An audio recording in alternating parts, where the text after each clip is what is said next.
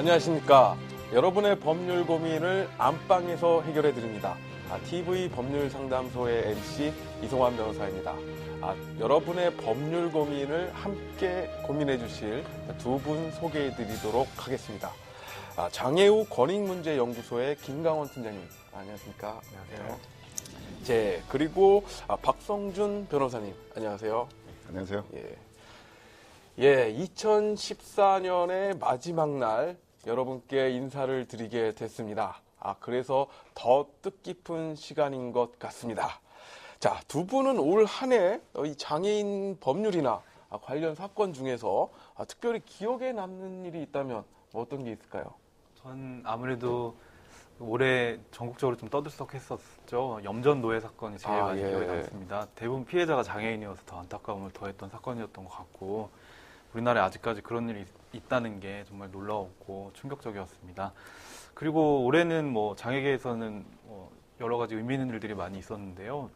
올해 9월에는 스위스 제네바에서 장애인 권리 협약에 대한 대한민국 정부 심의가 있었습니다. 그래서 대한민국이 장애인 권리 협약을 잘 이행하고 있는지, 그리고 장애인의 인권 상황이 어떠한지에 대해서 10월 3일 날 유엔 장애인 권리위원회가 최종 견해를 채택을 했습니다. 그런 사건이 있었고요.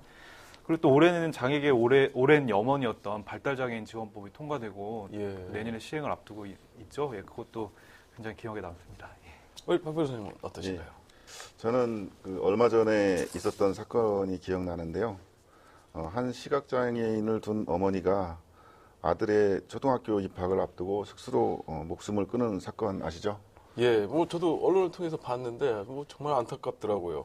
저희 프로에서도 이 장애의 알을 둔 학부모님이 진학 상담을 하는 그런 사례 많이 다뤘었거든요. 근데 이게 정말 남의 일 같지 않더라고요. 아들이 다니게 될 특수학교에 견학을 갔다가 학교와 장학 사이 착오로 인해 억울하게 심한 모욕을 느껴서 자살까지 하게 된 너무나 안타까운 사건이었습니다. 안 그래도 사회의 편견과 차별 속에 힘들었을 어머니가 관계기관의 보호조차 받을 수 없었다는 게 너무 안타까운 사건이었습니다. 부디 이번 사건을 계기로 해서 다시는 이런 또 다른 피해자가 생기지 않기를 간절히 바랍니다. 자, 이번 주 저희 TV 법률상담소에 들어온 사연은 과연 어떤 것들이 있는지 한번 보시게 될 텐데요. 먼저 첫 번째 사연을 화면을 통해 보시도록 하겠습니다. 이 억울함을 어디에 풀어야 할지 몰라 사연을 보냅니다. 저는 지적장애 3급의 고등학생 아들을 둔 아버지입니다. 어느 휴일 저희 가족은 집에서 잠을 자며 휴식을 취하고 있었습니다. 그런데 마치 영화처럼 느닷없이 집 안으로 경찰이 들이닥쳤습니다. 경찰은 다짜고짜 저희 아들에게 노트북과 가방 등을 어디에 두었냐며 아무것도 모른다는 아들을 연행해 갔는데요. 경찰은 아들을 빈집털이범으로 지목했고 고압적인 말투로 아들을 다그쳤습니다. 제가 아들을 보호하고 나서자 수사에 방해가 된다며 저를 집으로 돌려보냈고, 아들은 새벽 12시 40분에 연행된 후 다음날 오후 1시 30분이 돼서야 돌아왔습니다. 아들은 한숨도 자지 못한 채 경찰의 욕설과 다그침 속에 하지도 않은 죄를 자백했다고 합니다. 경찰은 아들에게 끝까지 죄를 인정하지 않으면 최소 6개월은 징역을 살아야 하고, 자백을 하면 집에 보내주겠다며 아들을 다그쳤다고 하는데요. 결국 그렇게 아들은 절도죄를 뒤집었었습니다. 그것도 모자라 경찰서에 다녀온 후 아들은 목과 손가락에 통증을 호소했고, 알고 보니 조사를 받을 때 4명의 경찰관이 폭행을 가했다는 겁니다. 근처 정형외과에서 진단을 받은 결과 전치 2주의 진단이 나왔습니다. 다시 한번 말하자면 아들은 빈집털이범이 아닙니다. 사건이 있던 당일 아들은 학교 수련회에 가서 2박 3일간 지방에 있었는데 어떻게 범행을 저지른다는 건지, 경찰은 최소한의 조사도 하지 않은 채 무슨 근거로 아들을 범인으로 모는 건지 이해할 수가 없습니다. 저희 아들의 억울함은 어떻게 풀어줘야 할까요?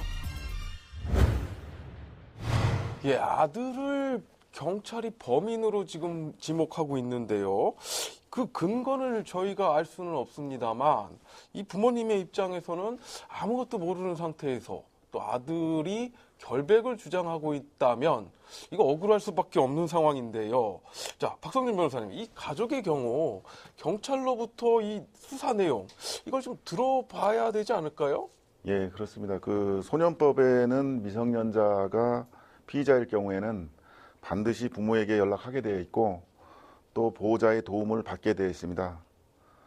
또한 장애인 차별금지법에서는 사법기관이 사건 관계자에 대해 의사소통이나 의사표현에 어려움을 겪는 장애가 있는지를 확인하고 그에 합당한 조력을 받을 수 있음을 고지하도록 이렇게 정하고 있습니다.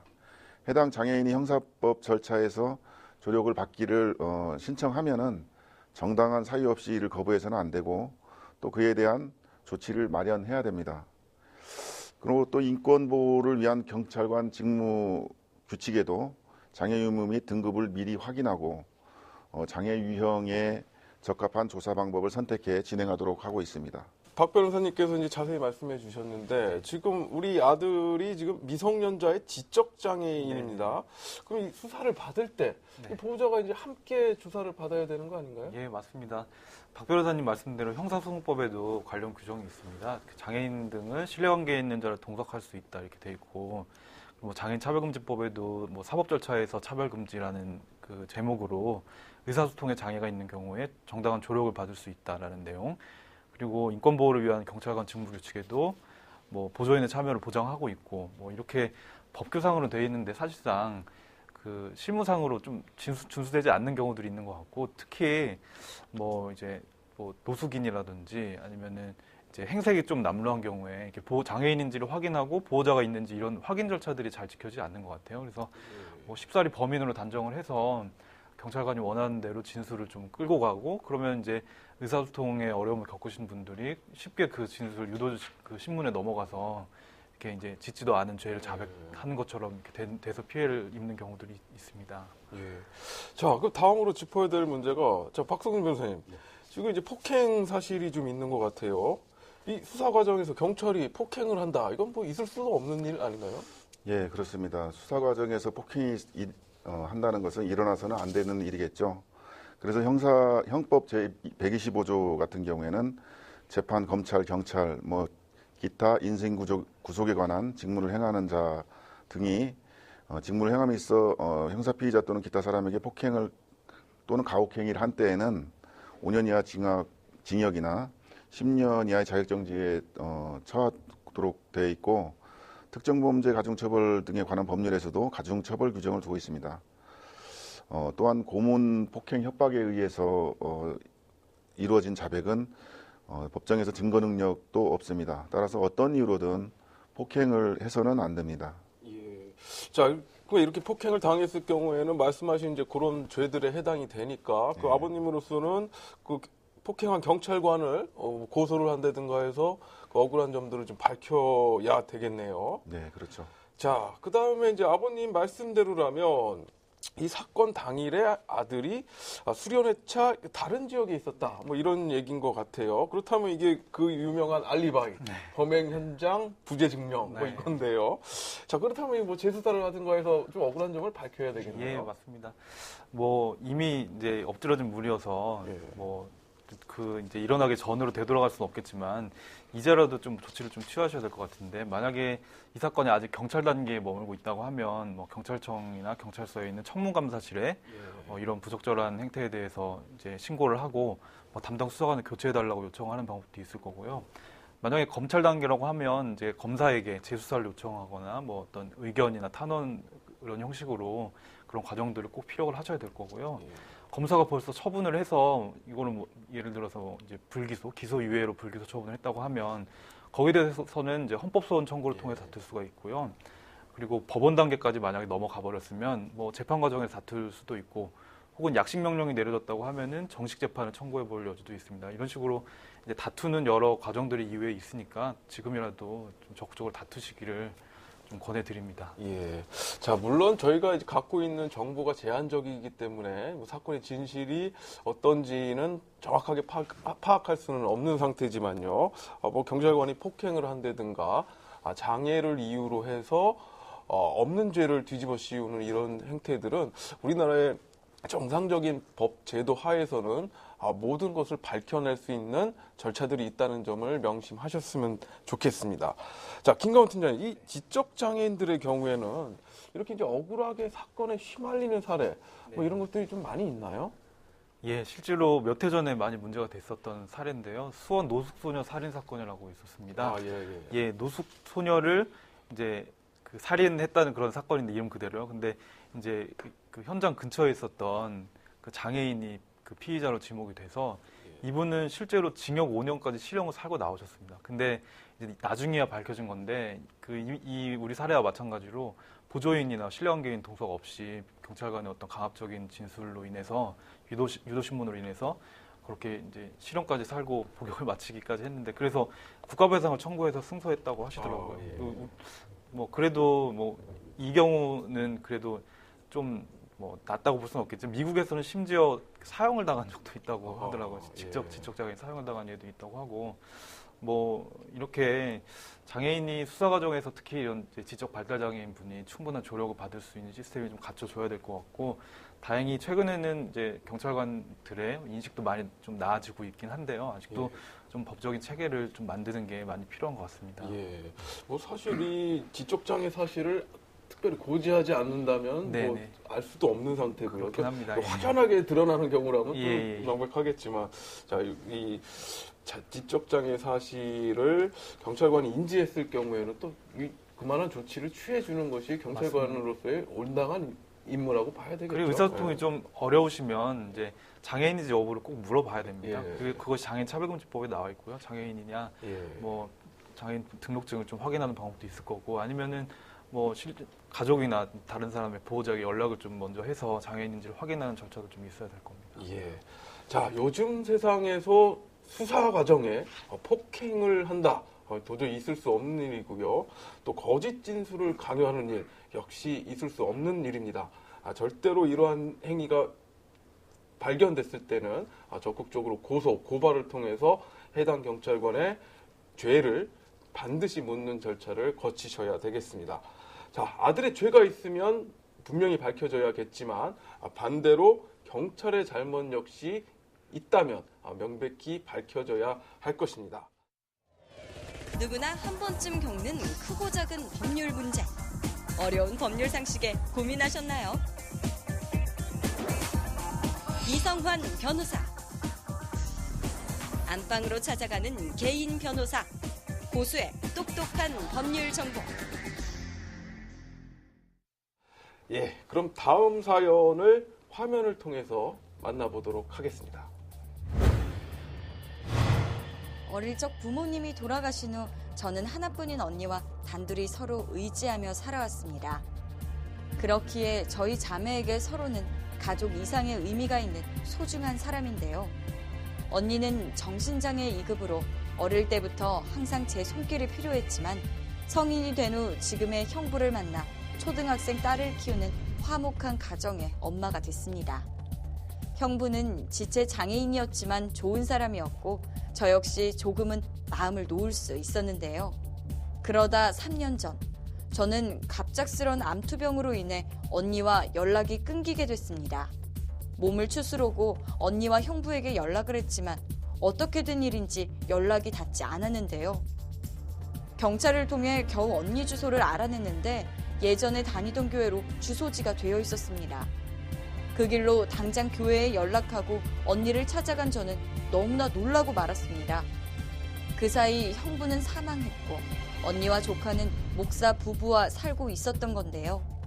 언니는 그동안 다른 사람이 되어 있었습니다. 어둡고 위축된 모습. 저는 누구보다 잘 알아볼 수 있었습니다.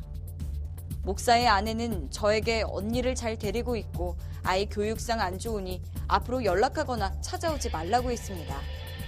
갑작스럽고 조심스러운 마음에 더 이야기를 자제하고 집으로 돌아왔는데 문제는 이후로 목사의 아내가 제 연락을 피하고 있다는 겁니다. 가족인 제가 왜 언니에게 접근하지 말라는 건지 혹시 목사 부부에게 다른 의도가 있는 건 아닌지 걱정됩니다. 사실 형부는 선친에게 받은 상속 재산이 있는 걸로 아는데 장애를 가진 언니에게서 재산을 가로챈 건 아닌지 많은 것이 걱정입니다.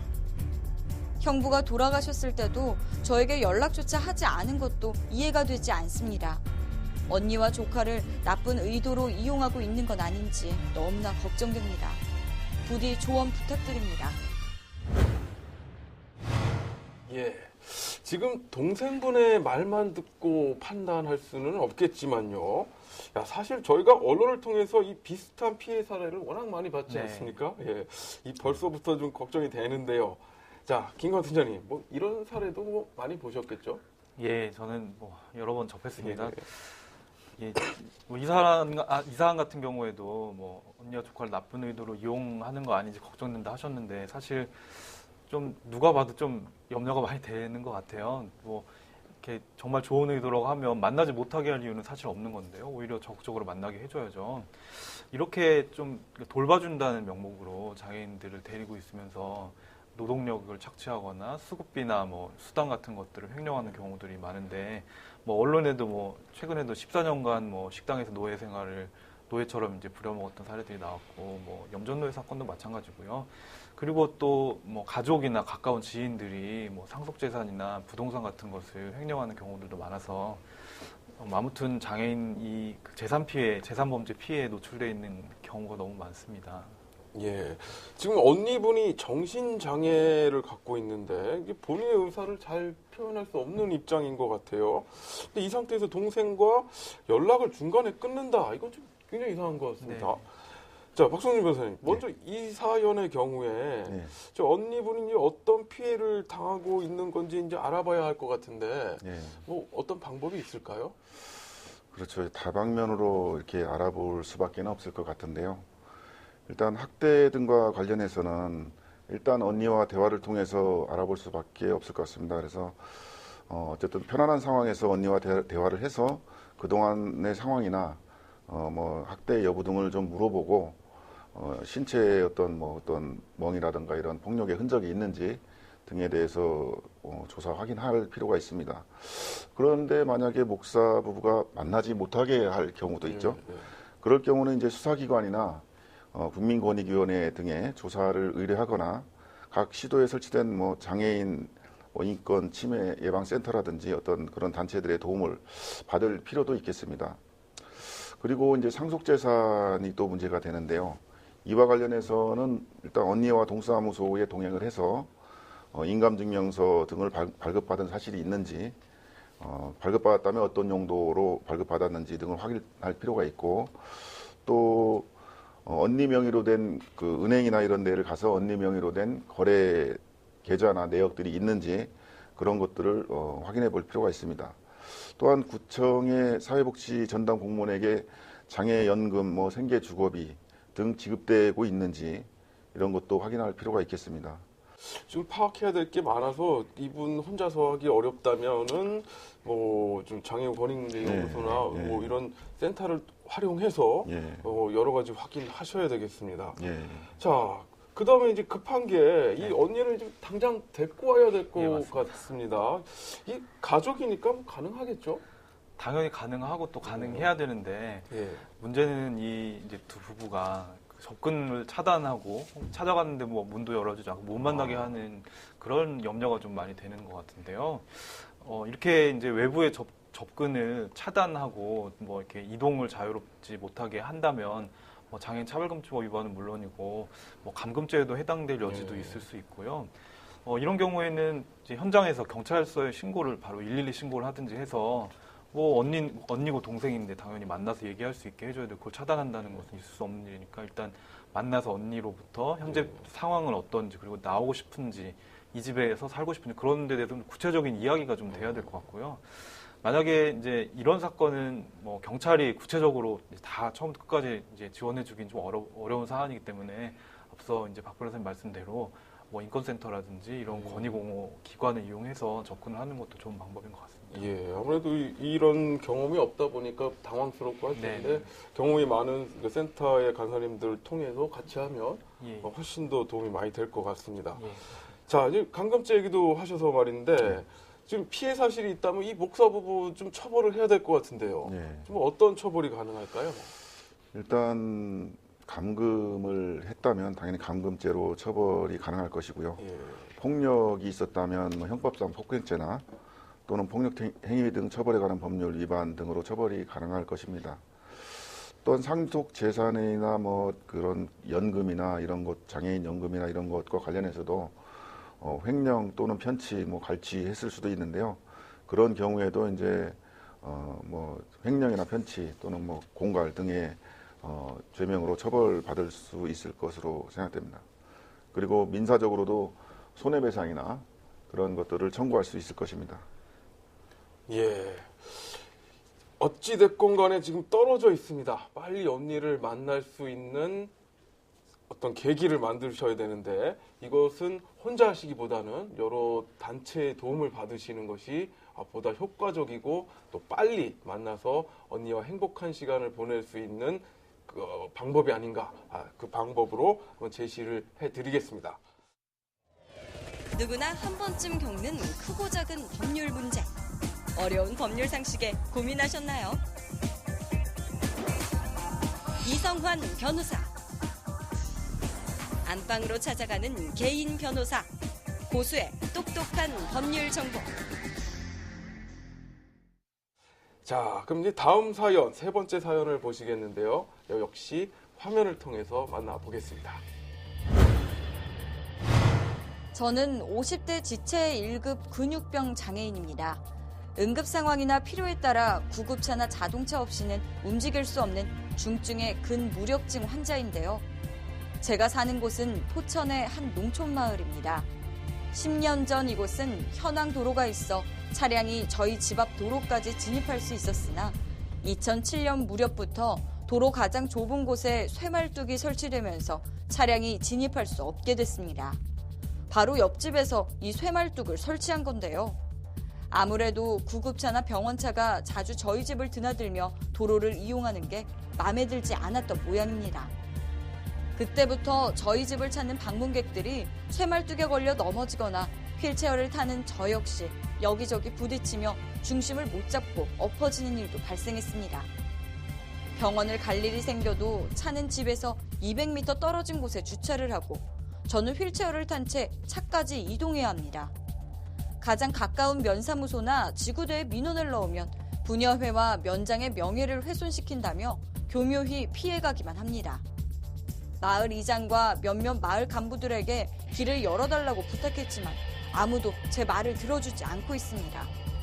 결국 시청에까지 민원을 제기했지만 당사자들끼리 해결하라며 미온적인 태도로 행정적인 얘기만 하고 있습니다. 무료법률구조공단의 상담을 통해 주의토지 통행권이란 법이 있다는 얘기를 들었지만 정부 예산이 많이 들고 복잡하다며 상담을 회피하고 있습니다. 마을 사람들도 관련 기관도 아무도 도움을 주지 않고 있습니다. 쇠말뚝이 생긴 이후 저는 바깥 외출을 거의 못하면서 몸 상태는 점점 더 약해지고 있습니다. 마지막으로 도움을 요청해봅니다. 이 작은 쇠말뚝 하나를 없앨 방법은 도저히 없는 건가요? 예, 주민들이 함께 사용하는 도로를 두고 이 분쟁이 생기는 경우가 꽤 있습니다. 자, 두 분, 뭐 이런 비슷한 사연 뭐 경험해 보신 적 있으신가요? 실은 이런 그 사연은 저희 센터에 이렇게 많이 접수되는 건 아닙니다. 예, 워낙에 예. 특이한 케이스라 사실 예. 이게 어떻게 된 내용인지 왜 그렇게 쇠말뚝으로 막는지 구체적인 내용을 좀 알고 싶긴 한데 저는 이런 사연 말고 그 물과 관련된 사연을 접수된 적이 있습니다. 이거는 예전에 이제 좀 화제가 됐었던 원주 사랑의 집 사건이라는 사건에서 좀 있었던 일인데요. 이제 마을 주민들이 농업용수하고 생활용수로 사용하는 어떤 계곡이 있었어요. 근데 어느 한 분이 장애인분들을 수십 명 데리고 그 계곡 상류에다가 이제 집을 짓고 생활을 하시면서 그 물을 이용하시고 또 하수를 흘려보내고 그런 일들이 있었습니다. 근데 이 시설은 정상적인 시설은 아니고 미신고 시설이었어요. 그리고 그 안에서 학대도 많이 있었고요. 그래서 마을 주민들이 그 물을 이용해서 이렇게 더럽히고 하는 행위 때문에 이렇게 이의를 제기했더니 그 시설장이, 그 미신고 시설 시설장은 장애인을 차별한다. 그 장애인이라고 더럽다고 한다고 했다고 오히려 막 고소 고발을 하고 이런 좀 웃지 못할 일이 있었습니다. 그 김강원 팀장님의 그 말씀하신 대로 이 사건은 장애인에 대한 차별이라기보다는 이제 민사적인 문제이긴 한데요. 오히려 이제 장애인이기 때문에 그로 인한 피해는 더욱더 이제 크고 심각할 것으로 이렇게 생각이 됩니다. 전에 저 같은 경우는 이제 이런 거를 민사적으로 많이 접해 봤던 적이 있는데요. 흔히 공장 부지나 이렇게 아니면 주택이나 이렇게 회사가 진입노동을 인접회사가 소유하고 있는데 개인 소유라는 도로가 개인 소유라는 이유로 통행을 못하게 해서 그런 경우에 이제 법원에 통행방해 금지 가처분이나 이런 걸 신청해서 아니면 소송을 제기할 수도 있습니다. 그래서 통행을 방해하지 말라는 가처분 결정을 받아낸 적이 있습니다. 예. 자, 사연의 주인공이 말씀하신 단어 중에 이제 현황도로라는 것이 있는데요. 이 현황도로라는 것은 지적도상에는 도로라고 표기가 되어 있지는 않지만 주민이 오랫동안 이 통로로 사용하고 있는 사실상의 도로, 이렇게 생각하시면 됩니다. 자, 이곳에 이제 쇠말뚝을 박은 경우인데요. 이거는 주민의 길을 막겠다. 이거 명백한 의도인 것 같습니다. 자, 박성민 변호사님. 이 사연에는 나와 있지 않지만, 자, 만약 이 현황 도로의 땅이 그 옆집 주인의 땅일 경우, 자기 땅에 쇠말뚝을 설치했다. 법적인 제재는 안 될까요? 예, 그런 경우에도 법적인 제재가 가능합니다. 개인 소유라고 하더라도 타인이 그 개인 사도에 건물이나 담을 설치하거나 기타 여러 가지 방법으로 통행을 방해할 때에는 통행권을 갖는 자는 이로 인하여 발생한 손해배상을 청구할 수 있고요. 물론 그 이전에 그 방해를 하지 말라는 가처분 등을 청구할 수도 있습니다. 그리고 통행방해죄라고 해서 형사법에 이렇게 형법에 규정이 돼 있는데요. 이런 형사적인 제재를 통해서도 처벌을 구할 수도 있습니다. 그래서 이제 그런 경우에 대법원에서 또 판례가 있는데요. 통행의 방해가 특정인에 대해서만 이루어지고 그로 인하여 일상생활의 지장을 초래하는 때와 같이 통행 방해 행위가 특정인의 통행의 자유에 대한 위법한 침해로서 민법상 불법 행위를 구성한다고 평가될 정도에 이른 경우에는 금지를 구하는 것이 허용할 수 있다. 이거는 이제 민사에 관한 판례고요. 가처분. 그리고 자기네 또 한 가지 형사적인 판례를 보더라도 자기네 땅이라고 해서 옆집이 댕기는 길을 막아 울타리를 쳐서 통행을 방해하면 처벌 대상인 유죄가 성립됩니다. 2009년도 대법원 판례에서는 일반 교통방해 등의 혐의로 길을 막은 땅 주인에게 벌금 70만 원을 선고한 그런 사례가 있었는데요. 그런 원심을 확정했습니다. 거기서 재판부 대법원에서 이야기한 거는 일반 교통방해죄는 공중의 고통 안전을 위한 법으로 그 부지 소유나 권리관계 등을 따지지 않고 길을 막는 자의 땅이라 해도 도로 부분은 분명히 도로였기 때문에 통행을 방해한 행위는 유죄에 해당된다며 땅 주인의 상고를 기각한 적이 있습니다. 예, 그렇다면 이 형사적으로도 처벌이 가능하고 또 민사상의 손해배상까지 받을 수 있다. 이렇게 정리하면 되겠네요. 예, 그렇습니다. 예, 자, 김가우 팀장님. 자, 우리 이 사연의 주인공은 지금 휠체어를 타고 이동을 해야 되는 상황인데 이게 얼마나 답답할까 이게 참 안타까운데요. 이거 혹시 장애인 복지법 이런 것으로 좀 해결할 방법은 없을까요? 예, 물론 이 사안은 통행방해라든지 아니면 민사적인 상호 간의 어떤 이제 분쟁으로도 볼 수 있는데 만약에 이 쇠말뚝을 설치한 게 정말 옆집에 장애인이 사는 게 싫고 장애인이 좀 없었으면 좋겠다. 약간 이런 악의적인 의도를 가지고 한 거라고 하면 장애인 차별금지법상의 차별행위로도 볼 여지가 있습니다. 장애인 차별금지법 4조의 그 6호에는 보조견 또는 장애인 보조기구 등의 정당한 사용을 방해하거나 보조견 및 장애인 보조기구 등을 상대로 차별행위를 하는 경우에 이걸 이제 그 장착법 위반으로 보고 있는데요. 그 이 장애인 보조기구 등에 나오는 요 용어는 장애인 복지법 65조에서 다시 규정을 하고 있습니다.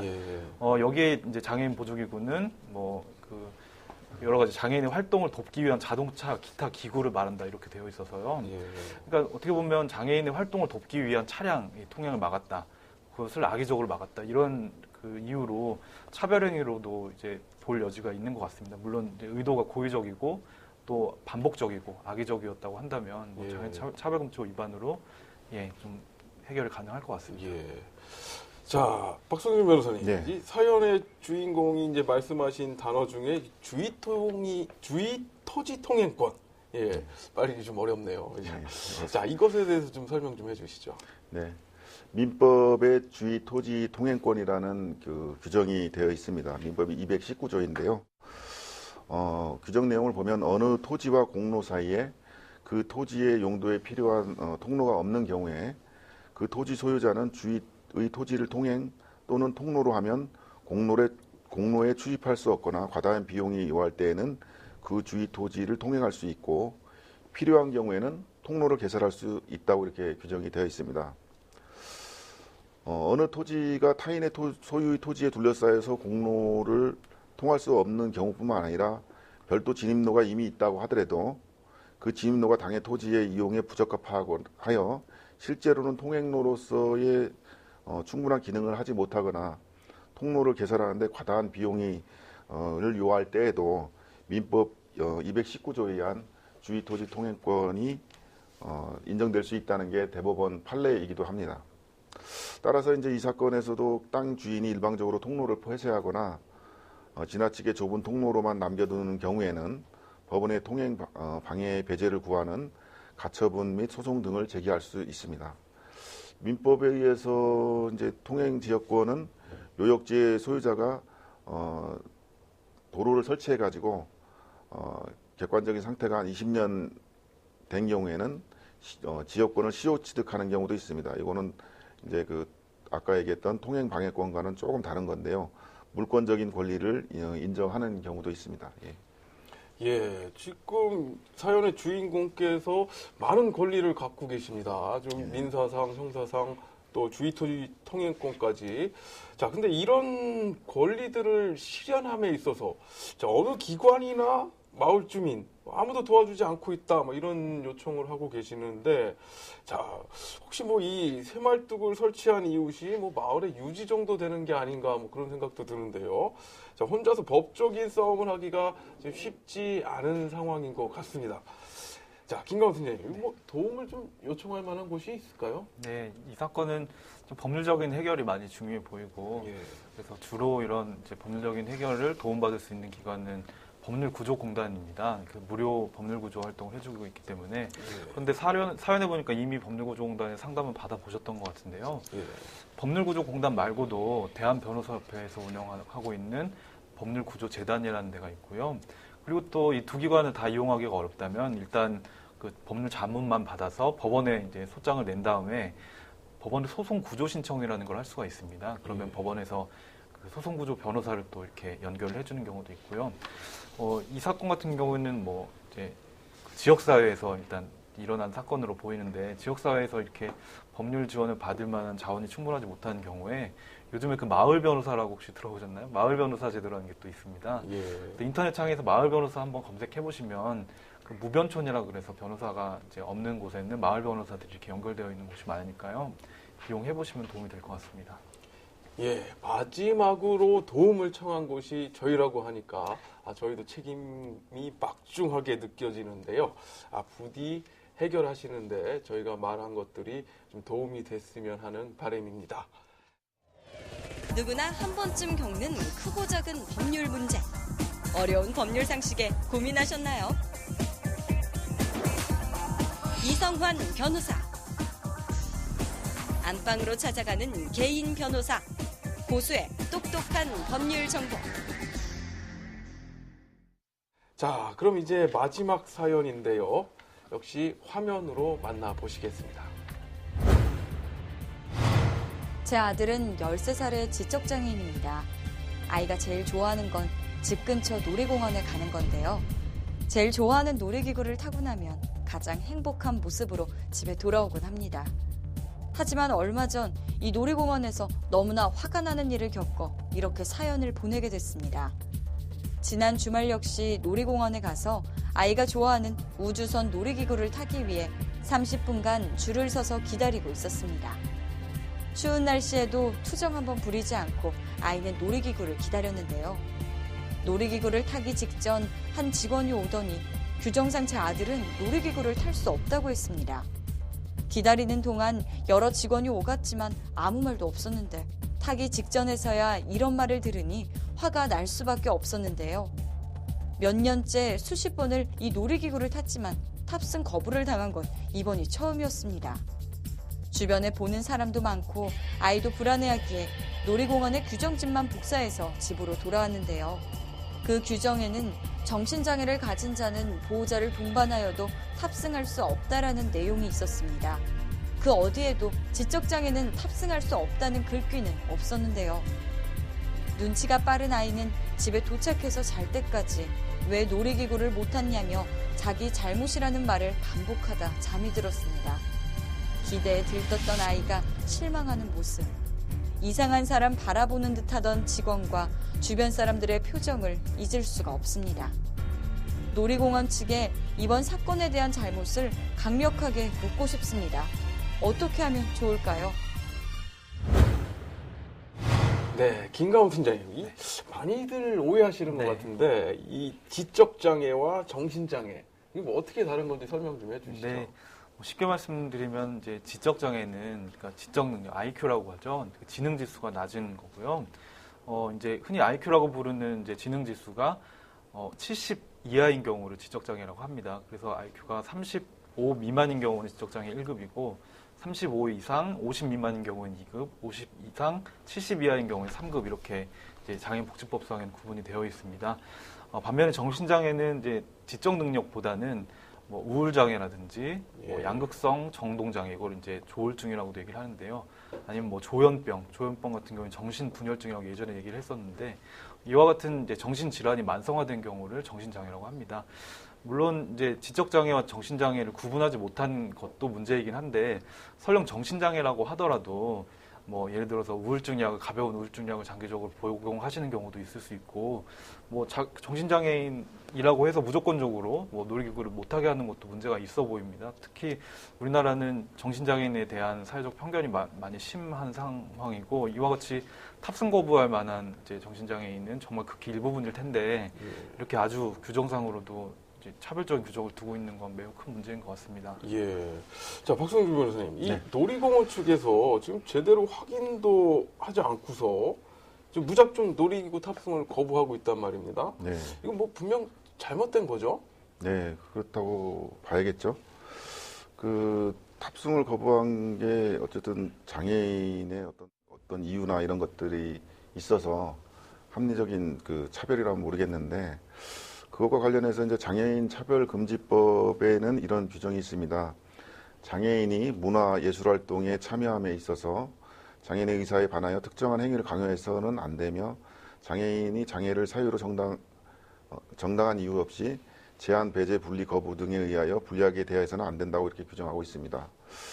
또한 이제 35조 1항에 같은 법 35조 1항에도 같은 규정이 있는데요. 누구든지 장애를 가진 아동임을 이유로 모든 생활 영역에서 차별을 해서는 안 된다고 규정하고 있고요. 또 2항에서는 누구든지 장애 아동에 대해서 레크레이션 등을 제공받을 기회를 박탈해서는 안 된다고 정하고 있습니다. 그래서 법에서도 최근에 이제 이런 규정들이 있는데 그런 것을 확인하지 않고 이렇게 규정을 정해놨다는 것은 문제가 될 수 있겠습니다. 예. 그런데 김광 선생님, 이 네. 놀이공원, 워터파크 뭐 이런 네. 놀이시설들이 많은데 이런 데서 이 장애를 이유로 차별받는 경우가 상당히 많다고 들었어요. 예, 그렇습니다. 놀이공원에서 이렇게 차별 사례가 접수되는 경우들이 종종 있어 왔는데요. 사실 잘 이해가 되지 않는 부분입니다. 왜냐하면 아동의 장애인이 비유하는 거는 옳지 않긴 한데 뭐 이제 간단히 비유로 설명하면 지적장애 같은 경우에는 앞서 말씀드렸지만 지능 지수가 뭐 단순히 낮은 정도인데 뭐 아동들은 그 놀이기구를 탈 수 있는데 단순히 지능 지수가 낮다는 이유로 뭐 놀이기구를 못하게 하는 것도 사실 이해가 되지 않고요. 예. 또 이런 지적장애 말고도 뭐 휠체어를 타신 지체장애인이나 시각장애인도 이렇게 놀이기구에 탑승을 거부당하는 예. 경우가 많은데요. 휠체어 타시는 장애인분들은 오히려 이제 놀이기구에 접근할 수 있는 접근 수단을 마련해줘야 될 의무가 있다고 볼 수도 있을 것 같고 예. 저희가 접수한 사례 중에 시각장애 같은 경우에는 사실상 제일 이해가 안 되더라고요. 놀이기구를 탈 때 사실 눈 감고 타는 경우도 많잖아요. 근데 이제 그 놀이공원 측의 그 얘기는 시각장애인은 이제 어떤 이제 놀이기구가 어떤 상황에 처해질지 예측을 못하기 때문에 이렇게 갑자기 쿵 떨어진다든지 회전한다든지 이런 상황을 예측을 못해서 부상의 위험이 있다 이렇게 얘기를 하는데 그럴 때는 뭐 사전 탑승하기 전에 뭐 이런 상황에 대해 설명을 해주거나 아니면 옆에 뭐 보조인이 동승을 한다든지 이런 식으로 해서 접근이 가능하도록 해야지. 이런 이제 접근은 너무 좀 구시대적이고 그 지금 시대에도 맞지 않는 좀 반인권적인 내용인 것 같습니다. 예. 자, 박성준 변호사님. 예. 지금 사연의 주인공이신 이 어머니께서는 그 놀이공원의 어떤 확실한 법률적인 책임, 이걸 묻고 싶어 하는 것 같습니다. 예. 자, 어떤 절차를 거치면 될까요? 예, 그런 절차와 관련해서도 이제 장애인 차별금지법에 규정이 있는데요. 38조에 의하면은 이 법에서 금지하는 차별 행위로 인해서 피해를 입은 사람, 이제 피해자라고 하는데요. 또는 그 사실을 알고 있는 사람이나 단체는 국가권익위원회에 그 내용을 진정할 수 있다고 이렇게 규정하고 있습니다. 따라서 이 사건에 대해서도 권익위원회에, 국가권익위원회에, 인권위원회에 그 진정을 할 수 있겠습니다. 또한 이제 그 형사 고소고발도 할 수 있겠는데요. 그 장애인 차별금지법 49조에 의하면 이 법에서 금지한 차별행위를 행하고 행위가 악의적인 것으로 인정될 경우에는 법원은 차별을 한 자에 대해서 3년 이하의 징역 또는 3천만 원 이하의 벌금에 처할 수 있다고 규정하고 있습니다. 따라서 수사기관에 고소고발을 하거나 국민권익위원회에 진정하는 등의 조치를 취할 수 있겠습니다. 또한 민사적인 해결 방안으로도 손해배상에 관해서 장애인 차별금지법에서 규정하고 있는데요. 손해배상을 장애인 차별금지법 46조에 이렇게 규정하면서 차별행위에 대한 고의과실이 없음에 대한 입증 책임을 차별행위를 하지 한자가 지도록 이렇게 하고 있습니다. 그러니까 여기서 말하면 그 놀이공원 측에서 그런 책임을 부과하는 것으로 볼 수 있겠죠. 또한 그 같은 법 47조에 의하면 이 법 법률과 관련된 분정에 있어서 차별행위가 있었다는 사실은 차별행위를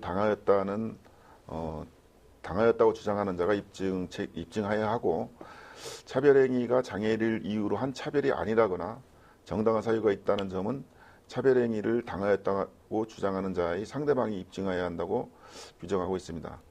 그래서 이렇게 장애인에 대해서 입증 부담을 좀 완화한 측면도 있고요.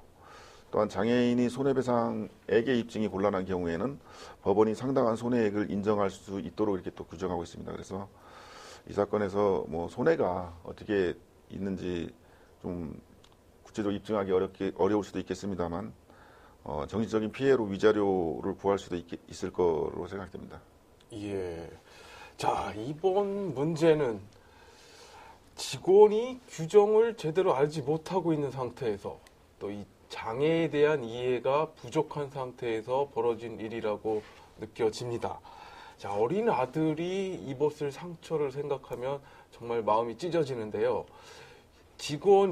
놀이공원 측의 직원이 규정을 정확하게 이해하고 있었거나 이 장애에 대한 이해가 충분히 있었다면 이런 안타까운 일이 벌어지지 않았을 것 같아서 더욱더 안타까운 사연이었습니다. 자, 부디 놀이공원 측에서는 잘못을 인정하고 부모와 아이에게 진심 어린 사과를 하시기를 바랍니다. 예, 2014년의 마지막 날 함께한 TV 법률 상담소 마칠 시간이 되었습니다. 그런데 여기서 한 가지 아쉬운 소식을 전해야 되겠는데요. 저희 TV 법률 상담소가 오늘이 마지막 시간이었습니다. 정말 많이 아쉬운데요. 박성준 변호사님은 오늘이 처음이자 마지막 시간이 됐습니다. 예. 이제 함께 하신 소감 좀 부탁드릴까요? 예. 예. 첫 방송이기 때문에 긴장도 많이 했습니다만, 1시간 이렇게 방송을 하면서 또한 이 방송을 준비하면서 많은 것을 배운 것 같습니다. 앞으로 이제 제가 변호사를 하면서 장애인들을 어떻게 봐야 할지 또 한 명의 국민으로서 장애인들에 대한 시각을 달리해야 하지 않을까 생각해보는 그런 뜻깊은 시간이었습니다. 마지막이라니까 좀 아쉽습니다.